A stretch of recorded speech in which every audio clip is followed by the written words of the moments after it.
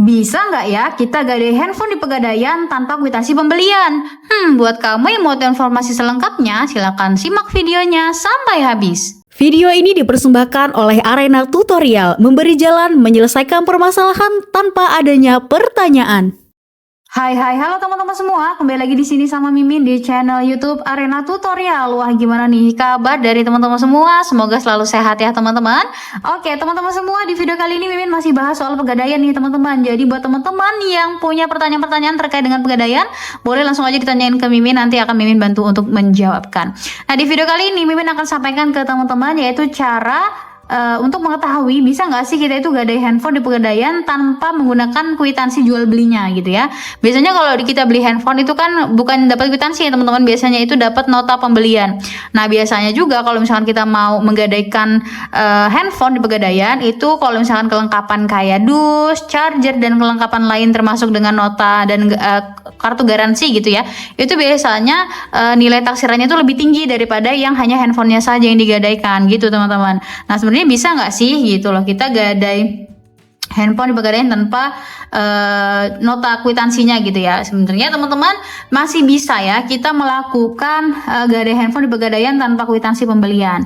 Tapi biasanya kita itu wajib bawa charger sama KTP-nya ya teman-teman. Jadi KTP kita wajib dibawa beserta dengan charger handphonenya.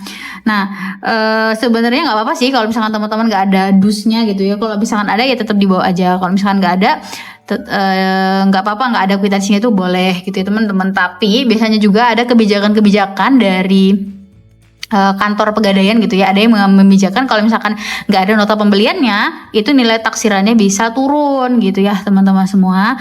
Jadi teman-teman harus memastikan kalau misalkan toko Pegadaian tempat teman-teman mau menggadaikan itu masih bisa menerima handphone yang tidak ada nota pembelian atau kwitansinya, seperti itu ya teman-teman semua. Silakan teman-teman cek kembali. Nah kalau itu tergantung pokoknya kebijakan dari si tim Pegadaian. Intinya kita tetap bisa melakukan penggadaian gitu ya. Kita masih bisa menggadaikan handphone meskipun tanpa kwitansinya, seperti itu ya teman-teman semua.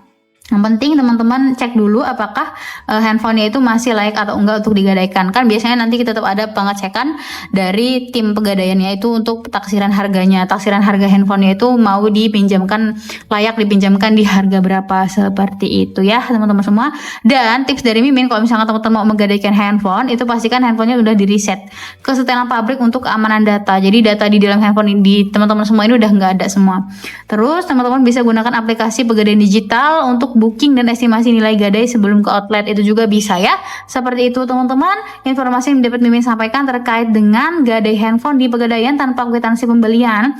Semoga informasi dapat bermanfaat untuk teman-teman semua. Jangan lupa like, comment, dan share terus video kita supaya teman-teman gak ketinggalan update video-video terbaru lainnya. Dan sampai jumpa di video-video kita selanjutnya. Bye-bye teman-teman.